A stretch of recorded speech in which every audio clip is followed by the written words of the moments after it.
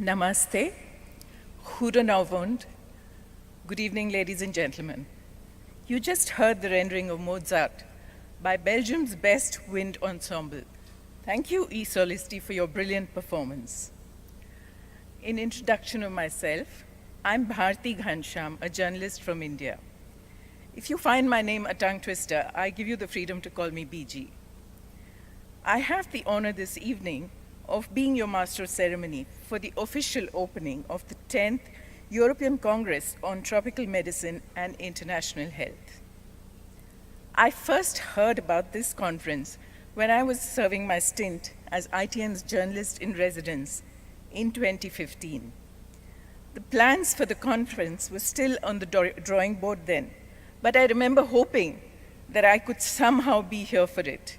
Well, it seems the universe came together to make it happen for me, and here I am, and happy to be here.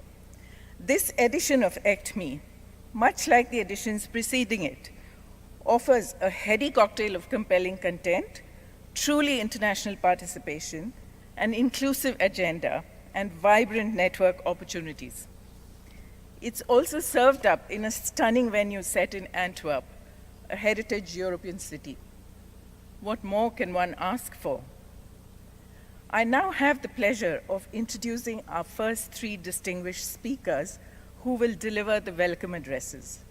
First up to officially open this conference is Professor Bruno Gracils, who has served as the director of the Institute of Tropical Medicine in Antwerp for more than 20 years. Professor Gracils is also the chair of ECTMIH 2017.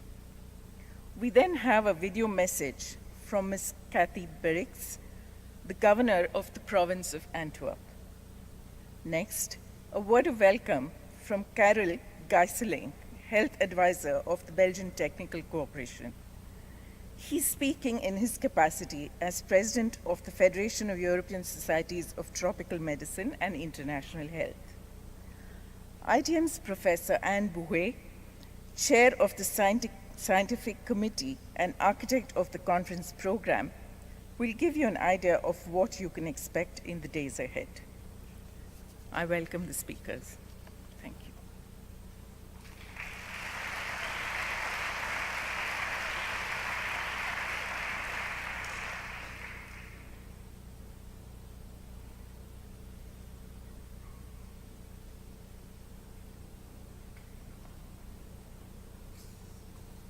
Thank you, Bharati, for being our ceremony master tonight.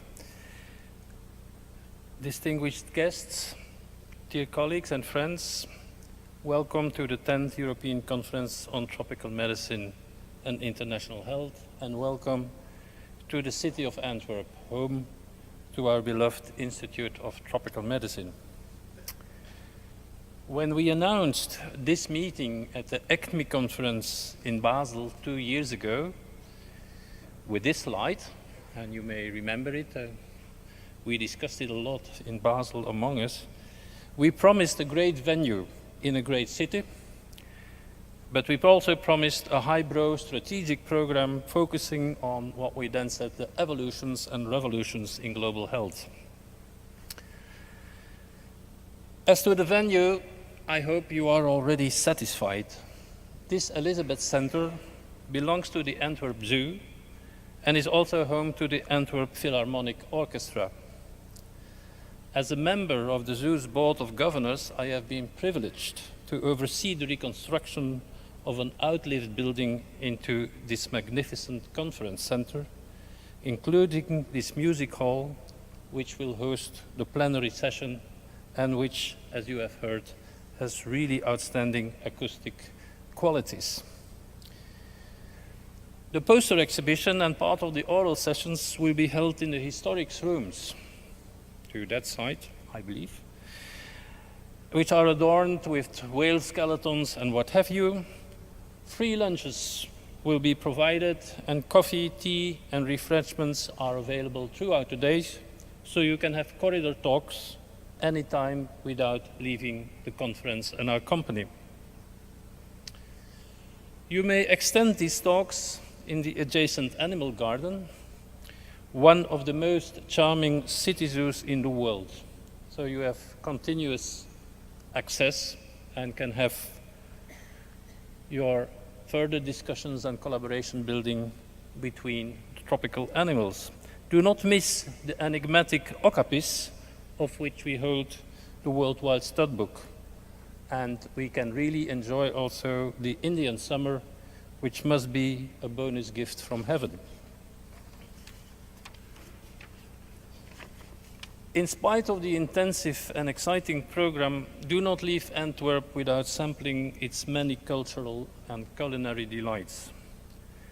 There is so much to see and so much to enjoy that we did not want to make a choice for you. The City Council has kindly arranged a permanent booth in the hall and will be pleased to satisfy your individual interest and taste. The second program is repeated above this slide, was quite a directive program focusing on evolutions and revolutions in global health. This was hubris, and it was rapidly debunked by the bottom-up input from the scientists. I can say that this event has really become your conference with the best and the latest, from malaria to Buruli ulcer, from anthropology to bioinformatics, from local management to global health cooperation. We have about 1,500 registered participants. The scientific committee streamlined more than 1,300 contributions in 100 sessions over 8 coherent tracks, about which you will hear more in a few minutes from Anne Buvet. And of course, use the ECTMI app, which I hope you have all downloaded by now. It includes also the special issue of Tropical Medicine and International Health, in which all abstracts have been formally published and which was ready just in time for this conference.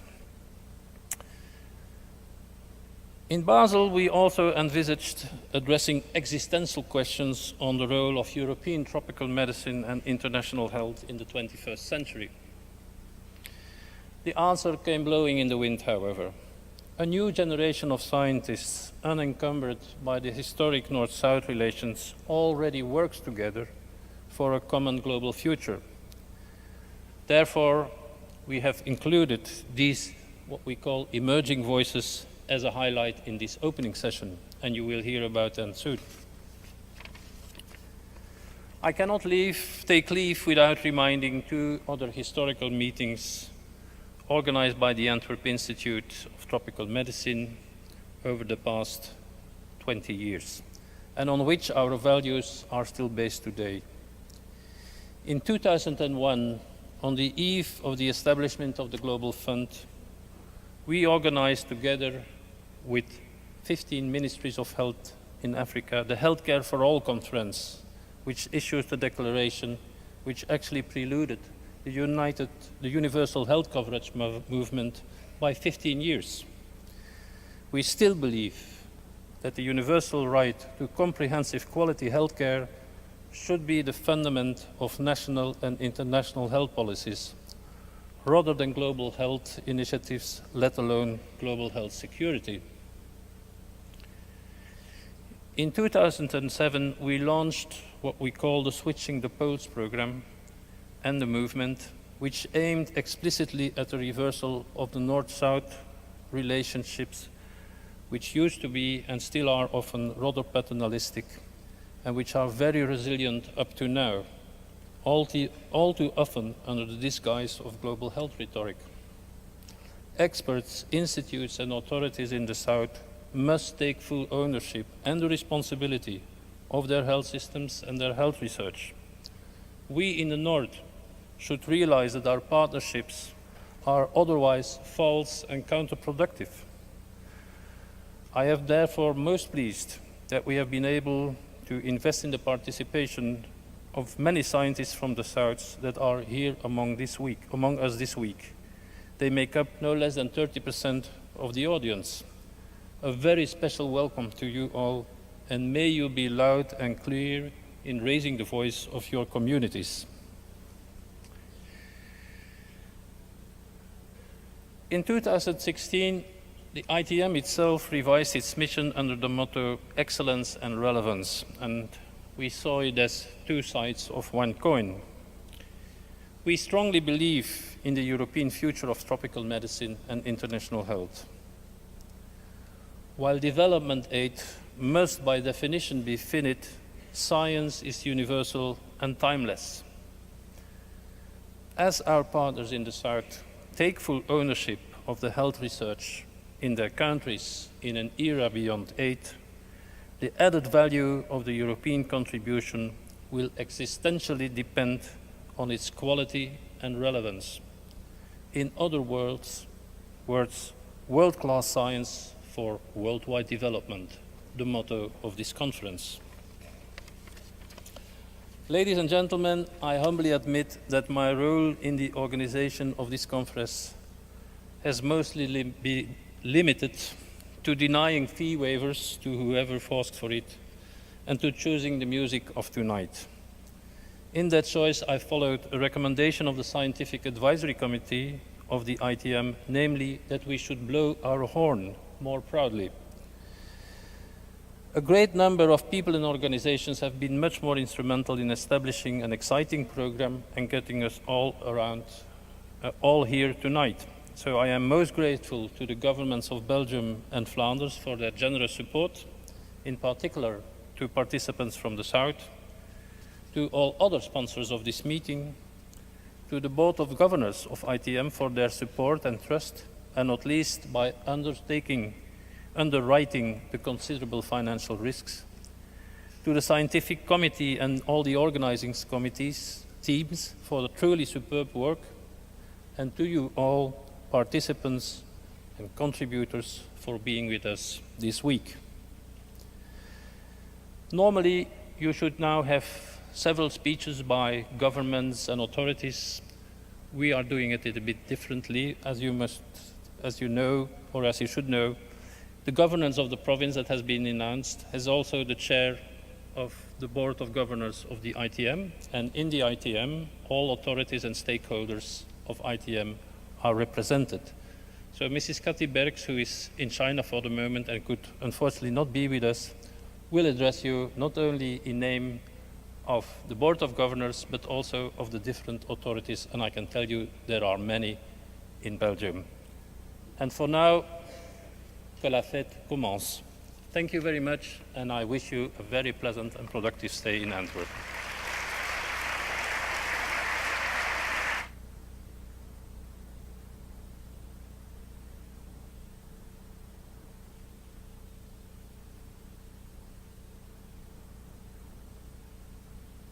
Dear ECTMIH participants, many greetings from the Institute of Tropical Medicine.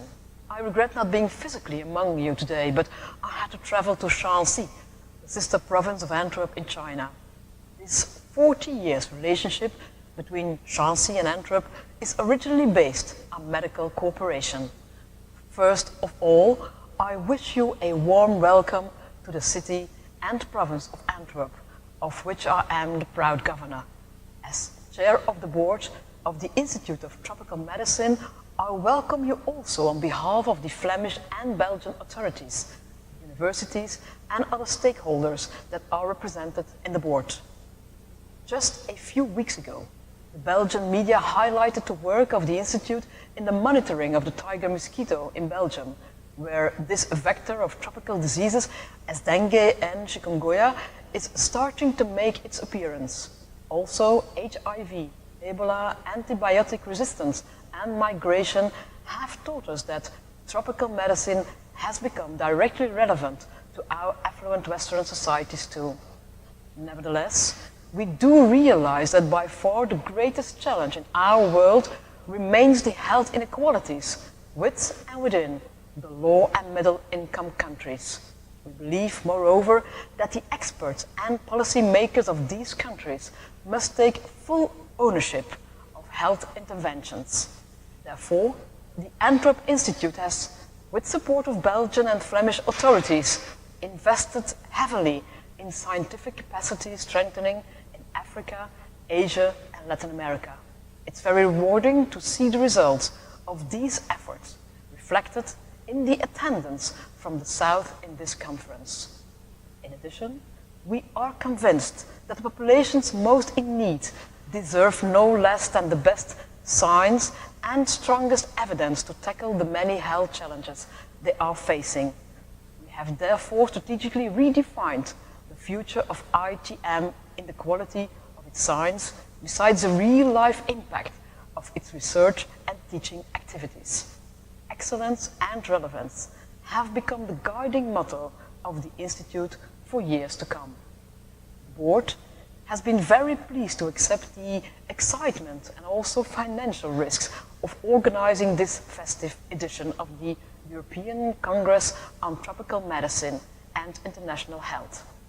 The completion of the Elizabeth Center came just in time to offer a splendid venue amidst the many delights of Antwerp. We look very much forward to the proceedings and even more the future collaborations with all of you to advance the sciences and improve worldwide health, well-being and peace. I wish you all a fruitful conference and hope you will grab the opportunity to visit the city of Antwerp. You're always most welcome here in Antwerp. Bye-bye.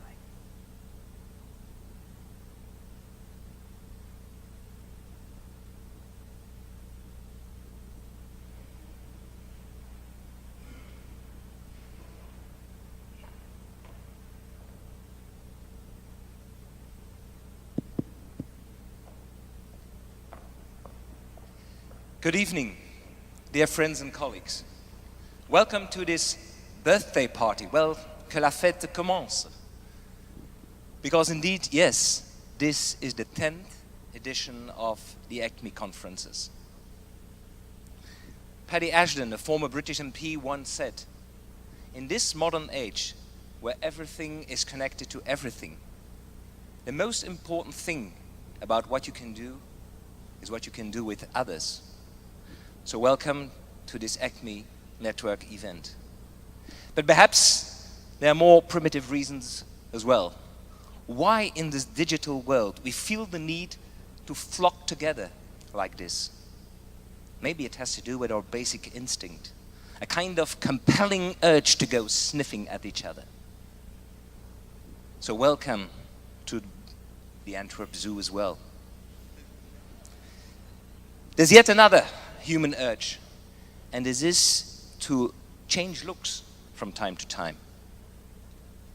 And after 25 years, almost 25 years, FESMI has its facelift. We searched for our soul again. We had a survey amongst the members. We talked with a lot of people outside the platform. And this led to a new vision, mission, and value statement, building upon the visionary ideas of the FESMI pioneers. So ladies and gentlemen, welcome to the phenotypical expression of this statement. Welcome to the new FESMI logo. And as we speak, the new website fesmi.eu is launched as well. I know it's bad to cut trees, but the tropical tree was entirely representative anymore in the light of global health and SDGs.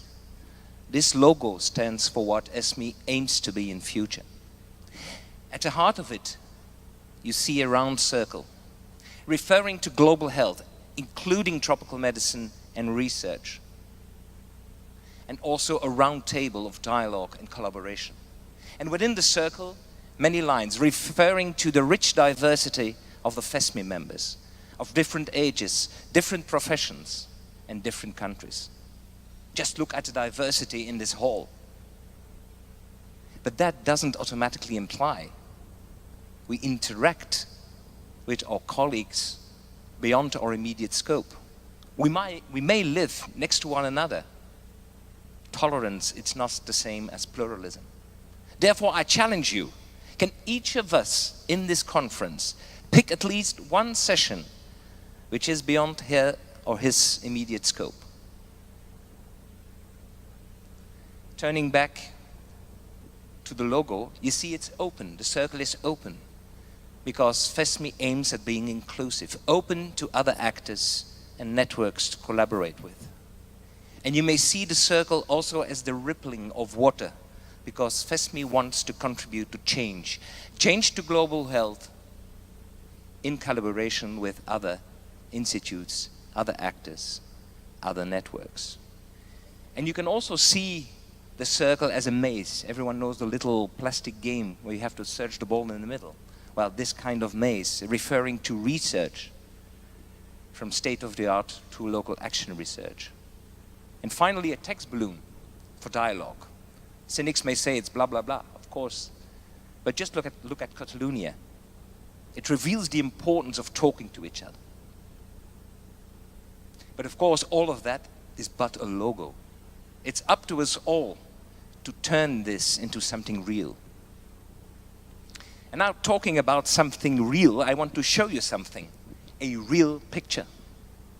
Some of you may recall the documentary Cosmos of Carl Sagan in the 80s.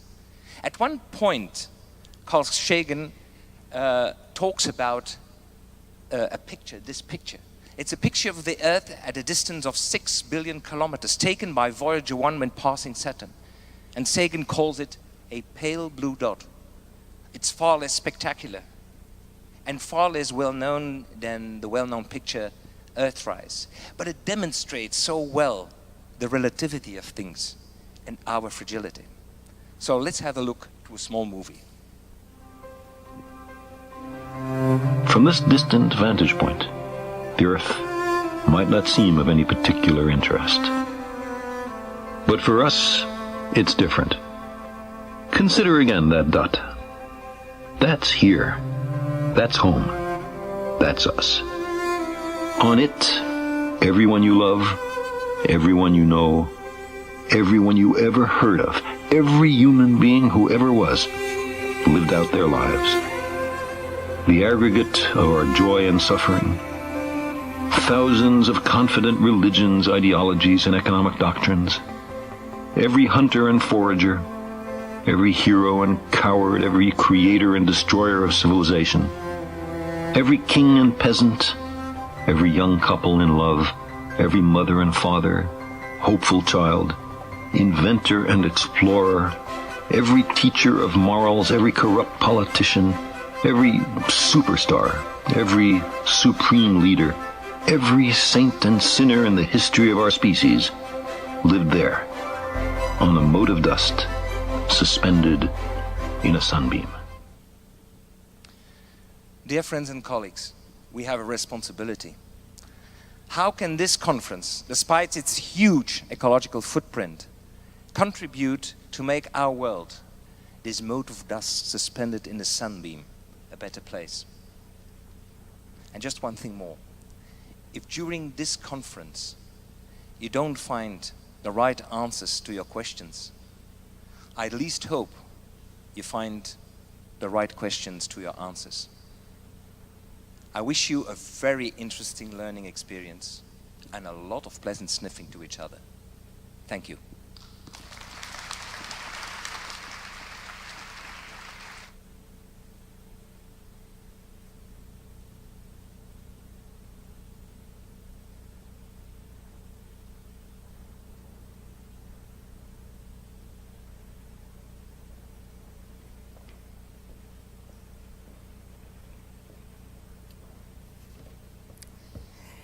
Good evening, ladies and gentlemen. On behalf of the scientific committees, I wish you all a warm welcome. And I want to start by thanking the dozens of colleagues who gave some of their precious time to put together a very exciting program.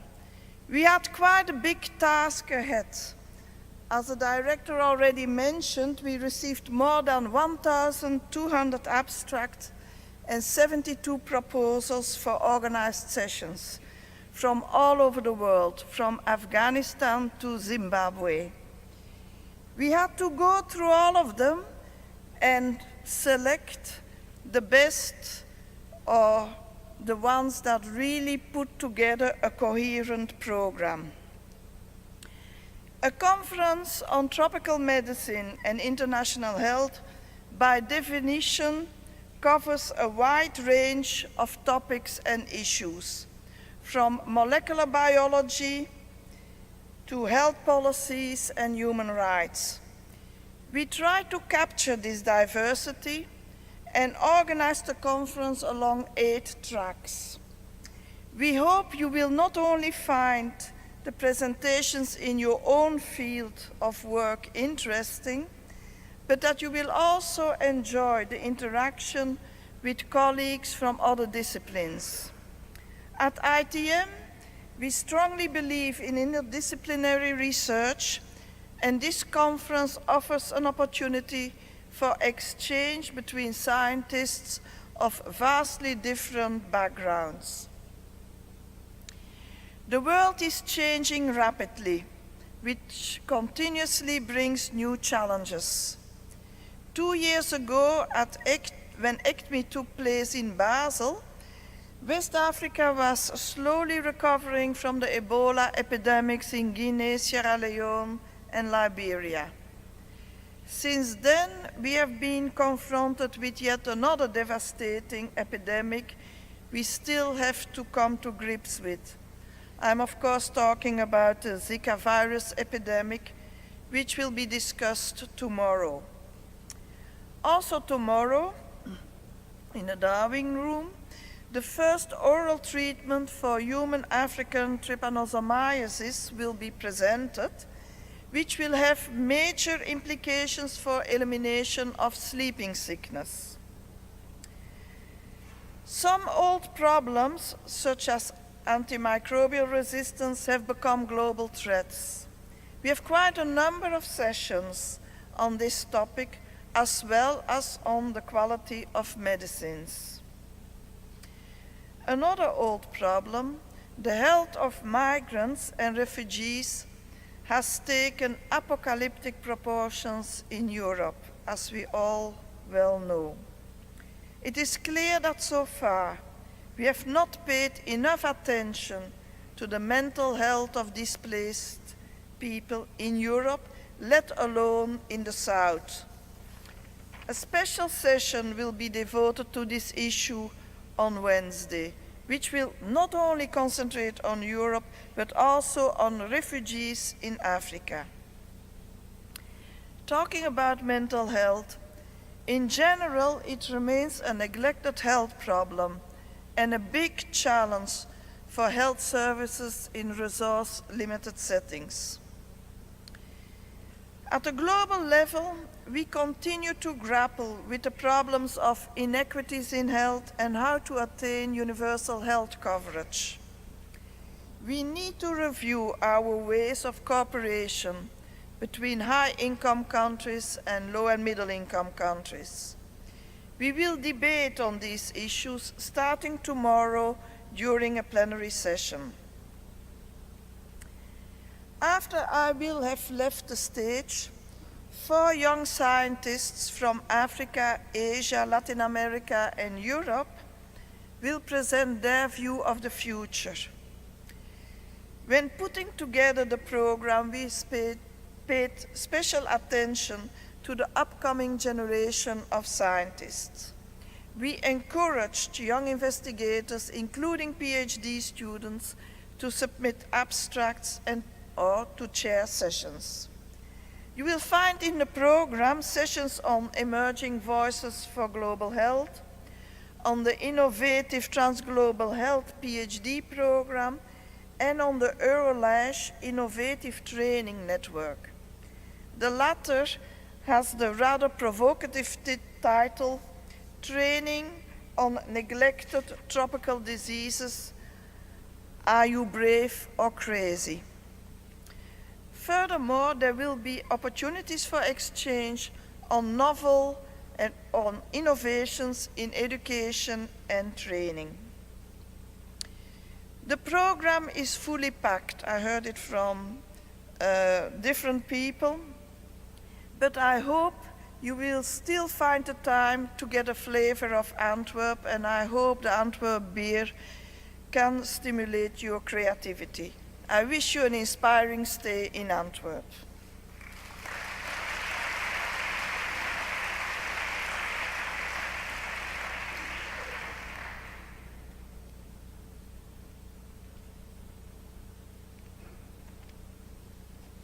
Thank you, Professor Bouy.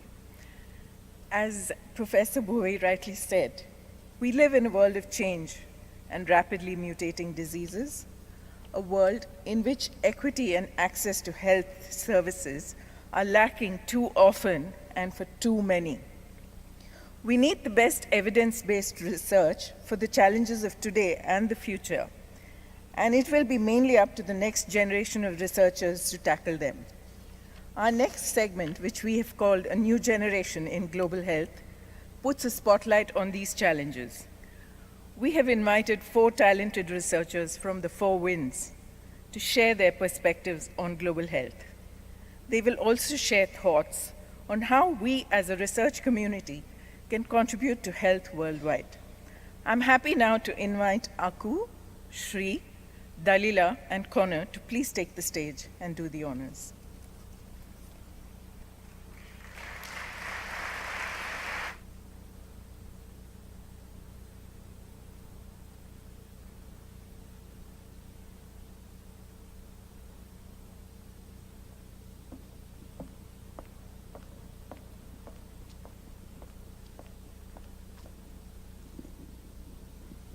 Good evening, everyone. It's an absolute pleasure to be here tonight. So the question that I was asked was, what did I see as a potential threat to the future of global health?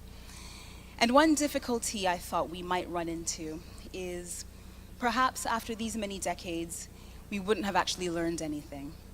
So whether we see global health as having started 10 years ago, 50 years ago, or even 100 years ago, the fact is we have produced a lot of science, and we've come to believe that onward progress is the only option.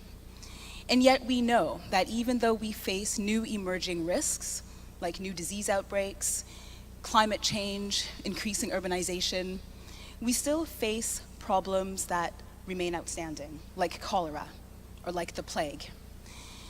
And what unites us at this meeting, I think, is our common belief that in our own modest ways, we each contribute to our various sciences for the improvement of human health.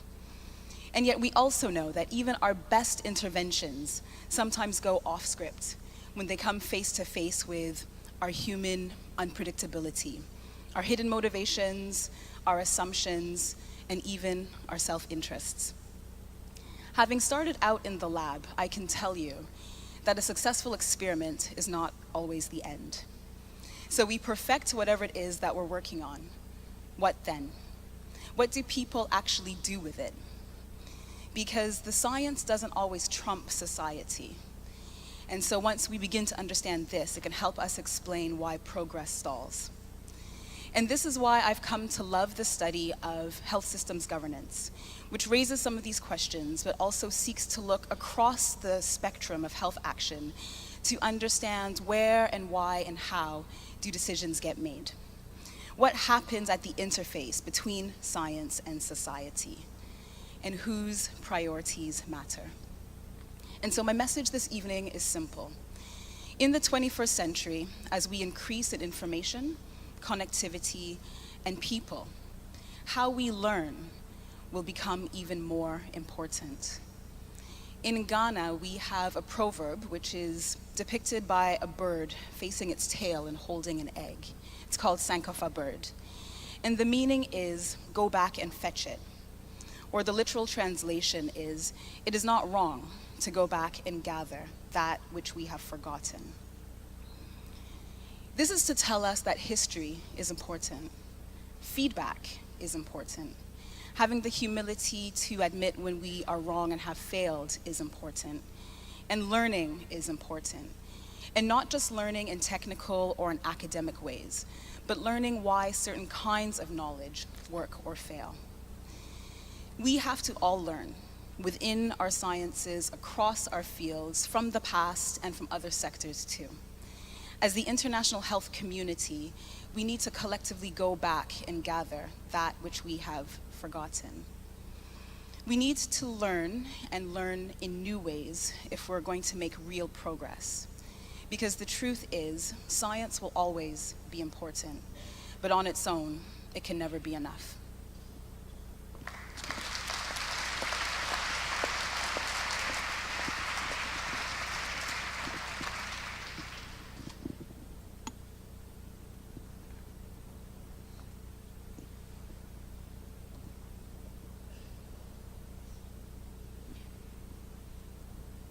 Namaste and very good evening. With the Alma Ata Declaration of 1978, there was a great emphasis on the public sector in the provision of healthcare. But since then, the private health sector has grown enormously in the developing countries, and billions of people continue to seek care from there. We, in the developing country, we are at a situation where we have a weak public sector and a very strong, unregulated private health sector, which is very poorly connected with the rest of the health system.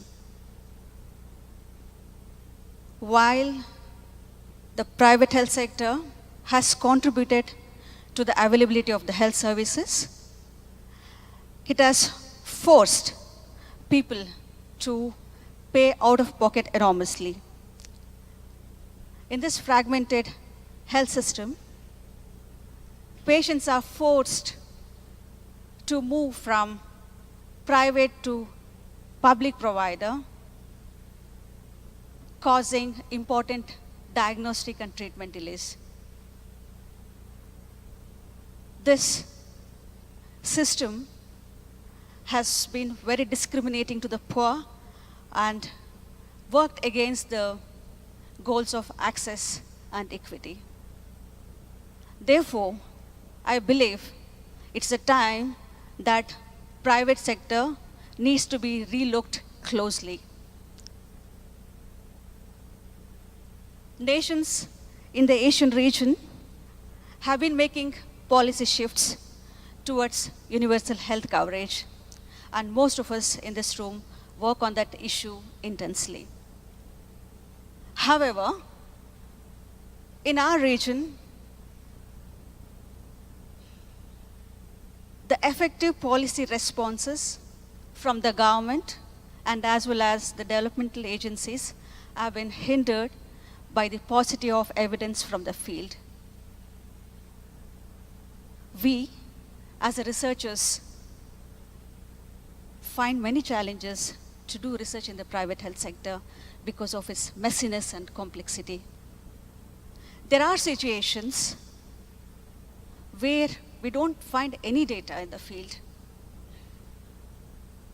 and the field realities are far from what we hope for. Some circumstances where we have to make a choice, either to concentrate on the statistics or to immediately attend to some of the issues that would be affecting the health system functioning. This is a tough balancing between the academic rigor and to conduct this field research. In such situations, the scientific capital of the northern researchers may override the social capital of southern researchers. Thus, I think it's important to be more open and flexible to the research methods that could handle the unpredictabilities of the field.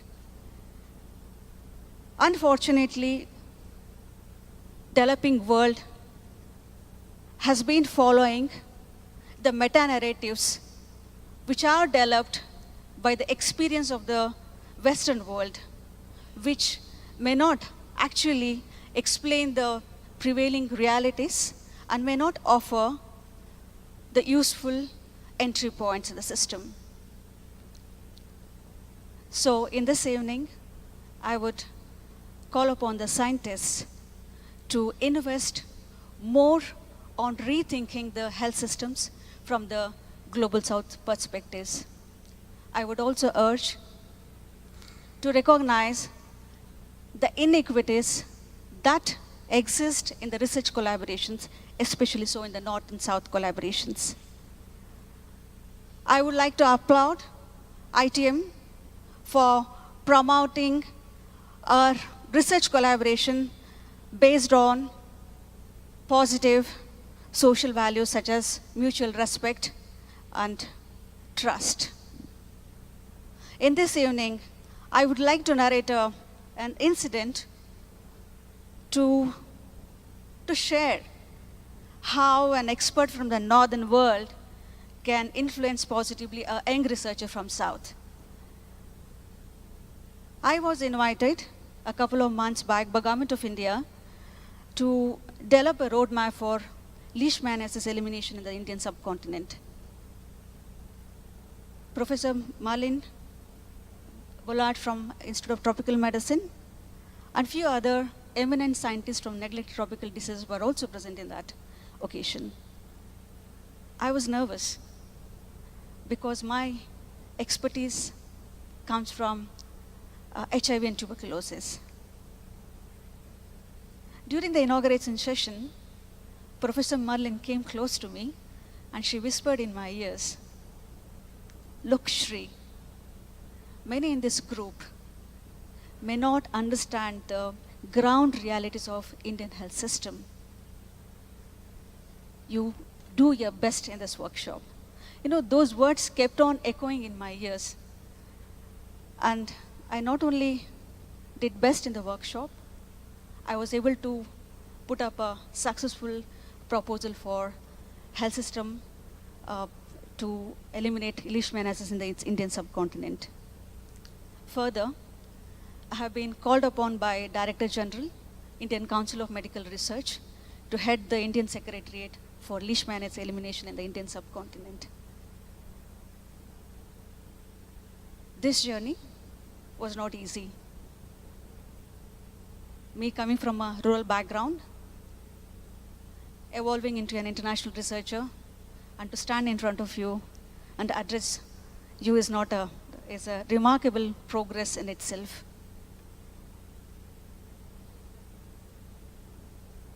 This journey has been tough, especially being a woman, coming from a community where gender inequities prevail, including the field of research. I would say from my personal experience, I'm here, it's because of ITM's vision of North-South collaboration. I'm sure there are many deserving women out there in the South waiting for similar opportunities which could transform them into leaders in the field of research. That's why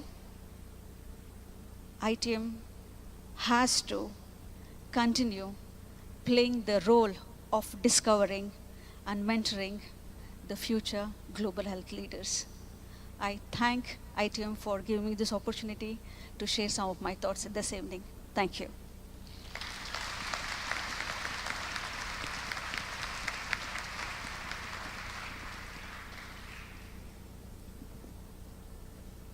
Hi, my name is Connor. I'm originally from Ireland, but I'm working here at the Institute of Tropical Medicine. My entire career has spent mainly looking at pathogens, where they come from, where they're going to, and using whole genome information to try to look at this. And I really think that in the future of global health, the things that are going to be important in the scientific community side is speed and information. And I think that using whole genome information especially can get us both of these things. For example, in diagnostics, we're starting to see the introduction of sequencing right there at the site of the hospitals, point of care, and patients. What you see is also for drug resistance, we're starting to see whole genome information being used for everything that's within the, it's moving faster than I thought it would. Everything that's within the genome in order to look at all drug resistances at once instead of looking just at drug resistances that happen gene by gene. And finally, we're also using it for tracking, looking at Ebola across time. We use it for looking for tuberculosis in Gambia and really trying to see how it goes from one person to the other, where it's coming from, and where it's going to.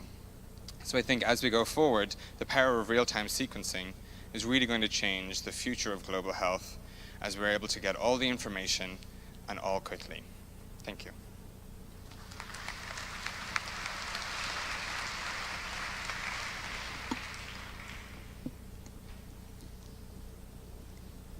Good afternoon, everybody. I look at neglected diseases as a very complex puzzle that needs to be solved. There are too many pieces too many pieces, and we cannot move all of them. But this makes that the problem will be more complex. Here we have Judith.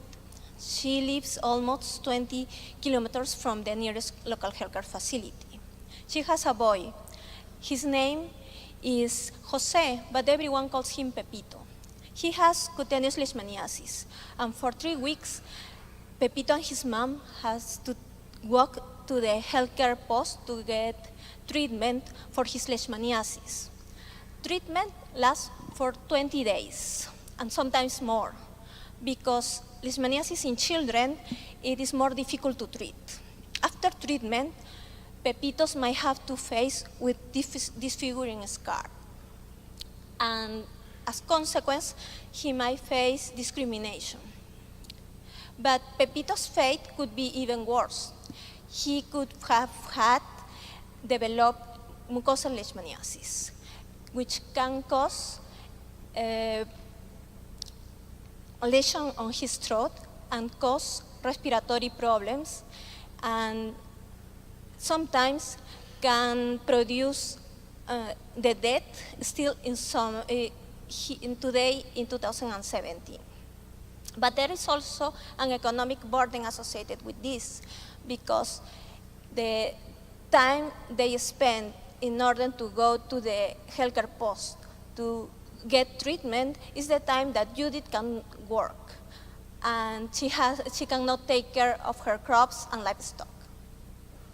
The lost income because of it might put in risk their future development and also their basic needs. For example, in this case, Pepito's sister couldn't go to the school for the whole month he has been treated because nobody could bring her to school. Cases like Pepito and his family motivates me to work on getting the solution for this puzzle, especially in cutaneous leishmaniasis, which is highly prevalent in my country and affects thousands around the world. Diseases like leishmaniasis are neglected because they won't cause a prevalent mortality rates. However, they still will cause devastating effects on those affected by the disease and their families and communities. Also, these patients, I see them in my daily clinical practice. They come from rural areas, as the picture that you can see. Some of them, they have to work, to travel very long ways. They come from the highlands. They also come from the Amazon rainforest, and they had to endure very long journeys, not only in order to reach the local healthcare facilities, also sometimes when the cases are more difficult to treat, they also go to the capital. For that reason, I believe it is important to work together, to share and collaborate in all the sectors. If all the experts in the endemic countries work together, share their challenges they face, the success they achieve, it will be a lot quicker to put all the pieces together. We are trying to do that. We are learning and trying new things. We are learning from our mistakes and sharing with our peers from Asia, Africa, Latin America, and Europe. I believe that it is our obligation to let know and solve this huge and complex puzzle in order to bring and build a healthy world for our future generations. I believe that it is my dream, and I believe, and I'm pretty sure that it is also the dream of all of us. Thank you.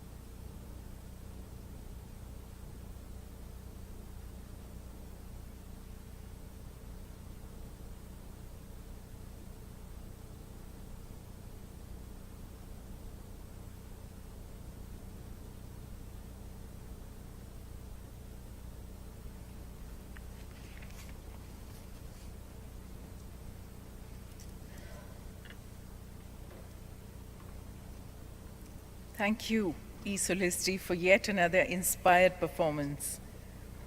I now have the pleasure to invite Professor Rose Leakey to deliver the first of two keynote addresses. Professor Leakey is the Emeritus Professor of Immunology and Parasitology and Director of the Biotechnology Center at the University of Yaoundé, Cameroon. She serves as Chair of the Board of Directors of the National Medical Research Institute and as Vice President of the Scientific Committee of Cameroon First Ladies Research Center in Yaoundé. Welcome, Professor Leakey.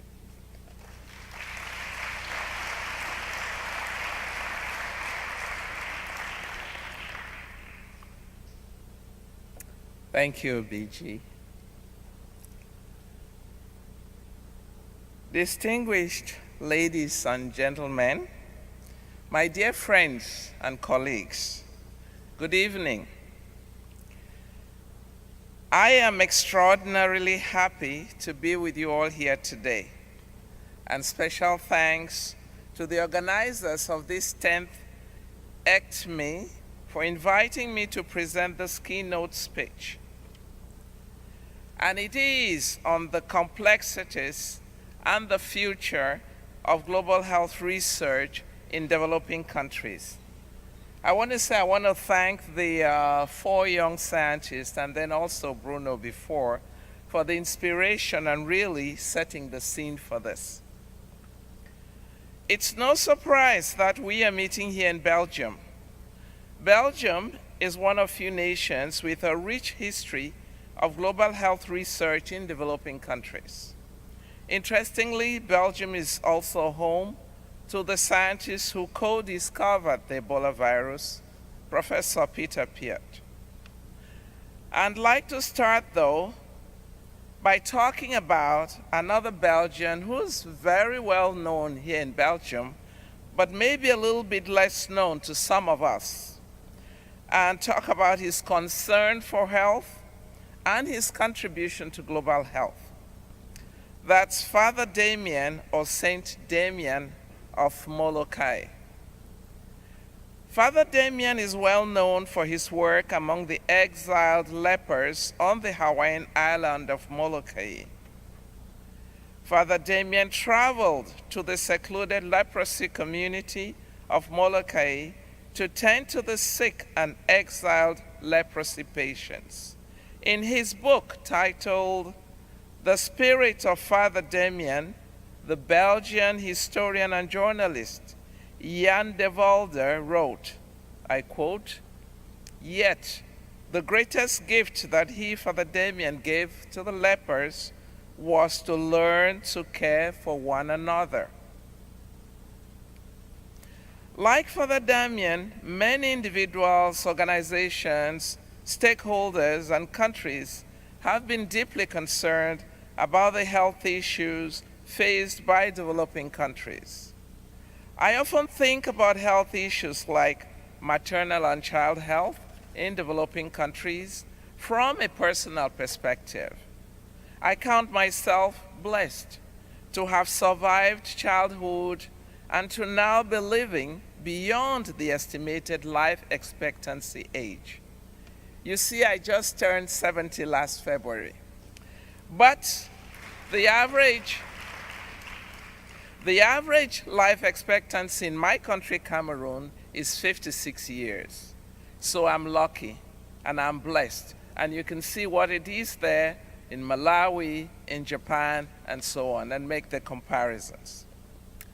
Over the past years, the widely held consensus is that whatever approach is adopted to address health issues in developing countries, it must be backed by a health research agenda. Health research is a key tool to deliver changes and to enable policymakers and practitioners to do more with less resources. A good health research agenda ultimately creates a critical mass of scientists and a solid infrastructure base in developing countries capable of addressing the healthcare issues facing them. It also helps to foster the development of drugs, vaccines, delivery systems, and solutions to broader health issues affecting these countries. Does such a research agenda really truly exist? If yes, is it working? To truly answer these questions, we need to consider the history of global health research in developing countries and revisit some of the models that have been introduced over the years.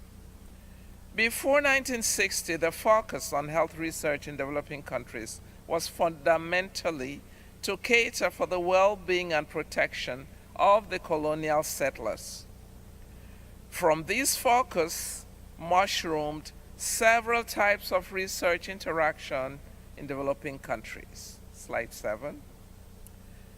This interaction included parachute research, where the foreign researcher comes to collect samples in a developing country and then returns home to analyze and publish the results, and colonial research, where colonial settlers established a local research institution staffed with expatriates, and the research priorities were defined by the needs of the colonial settlers.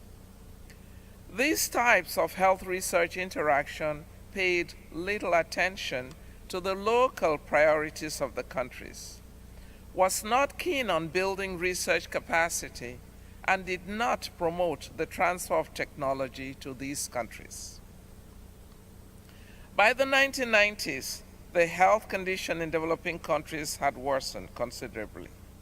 Investment in health research in these countries was at a record low. Remember the 1090 gap? There's a slide that is not on there. The 1090 gap, the growing burden of diseases and the risk of spread to other parts of the world, spurred by the international community to commit to global health research in developing countries. From this commitment arose several initiatives and research interactions with a focus to build a mass of research scientists, build capacity, and conduct research on health issues prevailing in developing countries. Almost 2 decades have passed, so how much progress have we made since then? To truly address this question, one needs to consider recent health challenges, such as the Ebola crisis. From well-documented reports, the first Ebola outbreaks occurred in 1976 in Congo DRC and subsequently in South Sudan, causing about 600 deaths. However, only 40 years after that, during the latest crisis in 2014, were the first Ebola drugs and vaccines evaluated. What took us so long? Certainly, in the past years, there has been so much effort and commitment in promoting global health research in developing countries. However, these efforts must be sustained and revised to better address the challenges of global health research in these countries. So what are these challenges? Please allow me to discuss just a few of them. Some of these were also mentioned in a recently published report by UK Department of International Development. Number 1, research priorities in global health research. Who sets the priorities? We heard a comment of that before. The goal of health research is to deliver change that will positively impact the lives of people. To ensure the greatest impact, it is essential that the research priorities reflect existing and emerging threats. These research priorities could be country-specific or region-specific.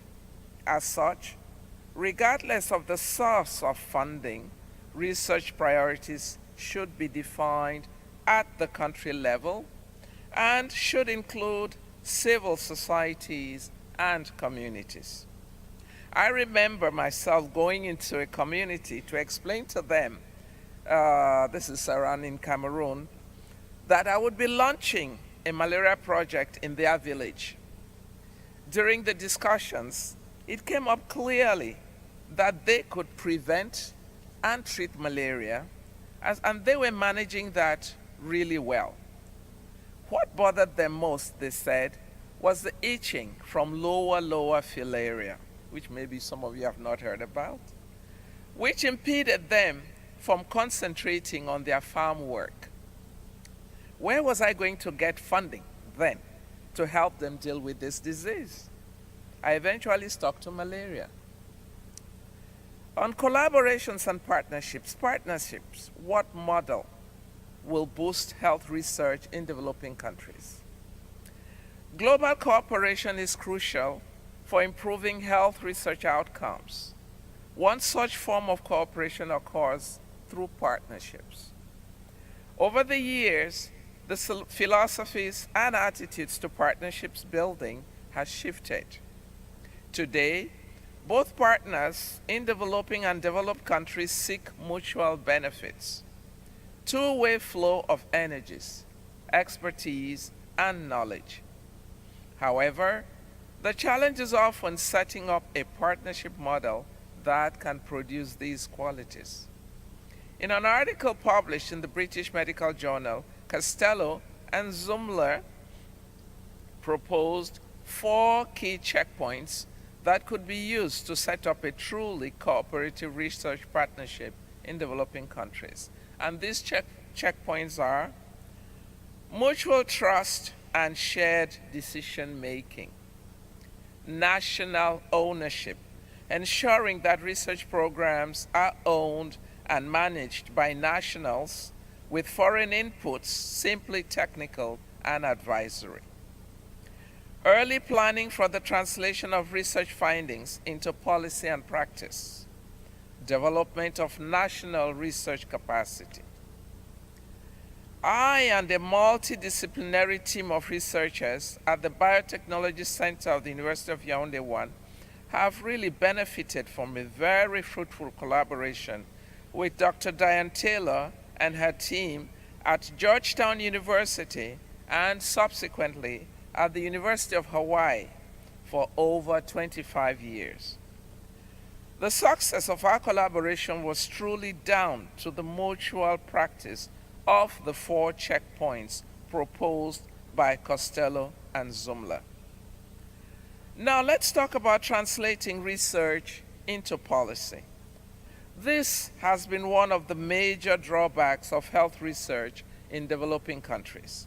Most often, research findings or solutions that can have immediate impact on patients' health do not easily get translated into practice. We generally rely on disseminating the findings in peer-reviewed publications, publish or perish, and hope they will be picked up by policymakers. Most often, it does not work that way. For example, evidence supporting the efficacy and safety of anti-malaria drug, the artemisinin-based combination therapies, the ACTs as we know them, was available in the late 90s. In 2001, WHO recommended the use of these drugs. However, the drugs were only made available in most countries after 2005. Also, the unavailability of research results inhibits their translation into policy. Focus should be on promoting interaction among the producers and the users of research, removing the barriers to research use, and tailoring information to different target audiences so that effective interventions are used more widely. Networks at local, regional, and international levels are important in influencing research agendas, research capacity, and uptake of research findings. These networks should undertake research, assist policymakers in interpreting evidence, and introduce new ideas and concepts regarding evidence-based practices. Now let's talk about an enabling environment. Career opportunities and research leadership. Truly, there are no research career opportunities for young researchers once they complete their PhDs in many of these countries. If we want these young scientists to become the research leaders of tomorrow, we really must invest in them. And also the infrastructure and connectivity. Research is often carried out in areas with dismal infrastructure, very poor internet access, constant water and power outages, poor communication, transportation and housing needs, poor quality of data. These issues can only be resolved if research becomes a priority in these countries. Strong partnerships are formed, and extensive bureaucracies and corruption that further exacerbate these challenges are dealt with. Now, the uneven geographic coverage of existing and future research capacity strengthening programs. You see that slide? I really love sharing this picture. At present, geographic coverage of research capacity building activities is very uneven. There is so much focus on Western, Eastern, and Southern Africa, and practically little or nothing outside Anglophone Africa. The landscape of research capacity is weakest in Central Africa. I wrote an article on this in The Lancet in 2010, titled, you can see, The Global Health Governance, the Response to Infectious Diseases. Here, as you can see, are a few excerpts from that article. So we have all these challenges, and what could be a possible way forward? Now, this is what I would suggest. First, we, that means us, we need to recognize, though, and appreciate the tremendous progress that has been made in the past years to promote global health research in developing countries. I must really express our appreciation to funders and to our partners. However, the current challenges necessitate more commitment to ensure global health research in these countries is fit for purpose. This all begins with us now as we debate here, test, and propose new initiatives to promote global health research in these countries. The new initiatives must offer strong and effective mutual partnerships, build capacity for research and training, transfer technology, retain our researchers, and reverse the brain drain, stimulate innovation, and ensure research is conducted on both communicable and non-communicable diseases and on health system strengthening. Second, we, us, the partnerships, need to go beyond this culture of knowledge generation. Much of the research conducted in Africa and by African scientists is on knowledge generation. We need to cultivate a culture of innovation. Innovation not only in the development of drugs or vaccines, but also in designing strategies to finance, to engage, and to deliver health interventions to communities. Innovation is not just about doing things differently, but doing them in a more sustainable and effective manner. Third, we in developing countries need to retain our trained scientists within these countries. It is understandable that our young scientists are attracted to greener pastures in Europe, USA, or Canada. Research has always been a discipline sans frontières. In the past, the migration of scientists from one country to another was coined as the brain drain. these days, there are other buzzwords that are used, such as brain sharing or brain circulation, brain gain. However, in this sharing of scientists, our African countries and other developing countries tend to be on the losing end of the stick. When a scientist emigrates, the wealthier country gains brain power without a comparable asset left behind for the poorer country. Also, we should be able to reach out to the diaspora of developing country scientists, African scientists, and attract them with funding opportunities to securely and sustainably re-enter their countries of origin, so to advance their national research agendas. Fourth, we need to get governments in developing countries to commit to global health research. Our governments need to take ownership of health research agendas in their countries. At present, health research in developing countries is heavily dependent on foreign donors.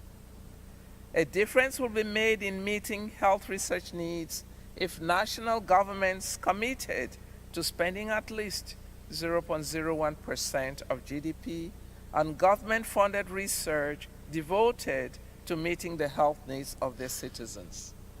Can our partners, you all here, can you help us out?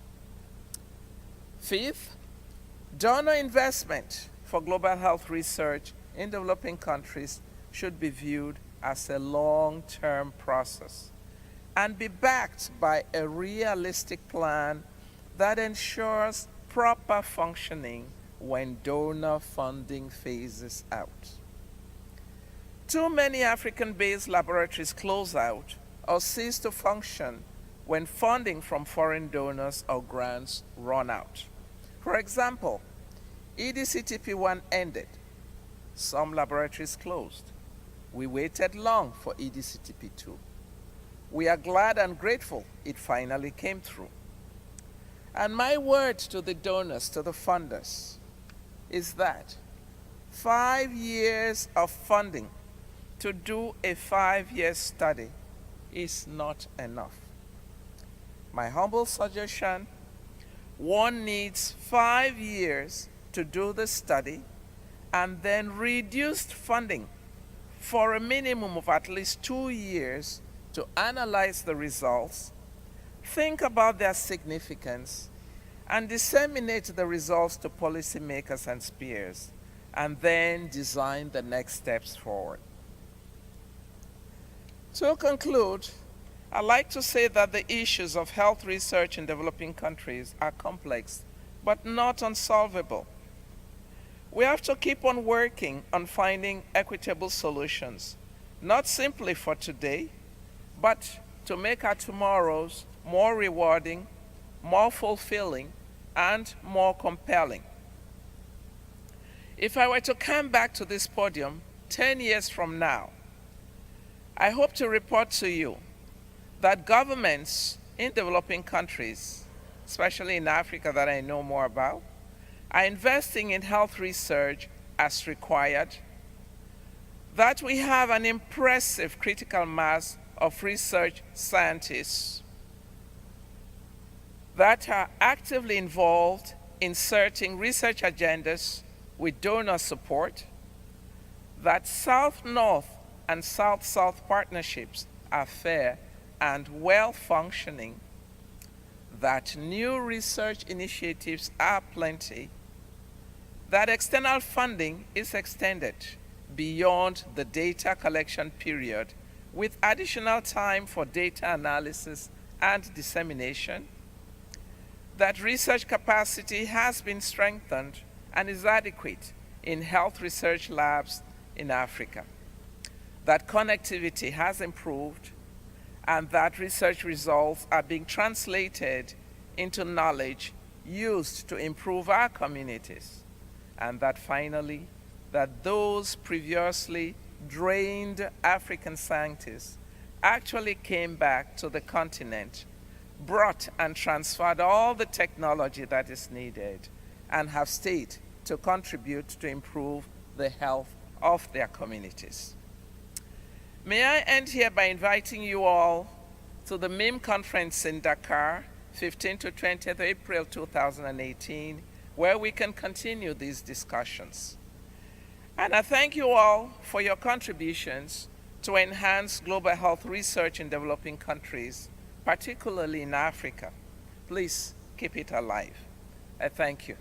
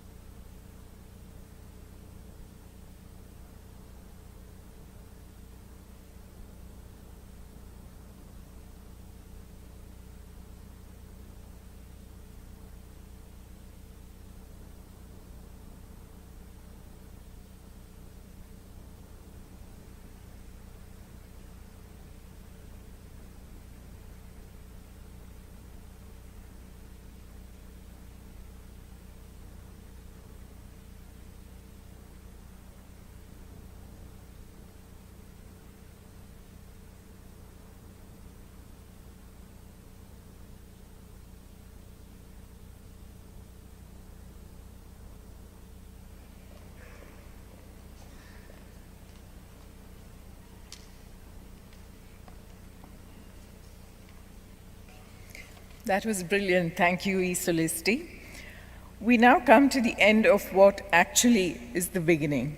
This evening ends, but I wish you all a very happy conference beginning from tomorrow, and warmly invite you to the opening reception in the atrium below the Elizabeth Hall. Thank you very much, ladies and gentlemen. Thank you.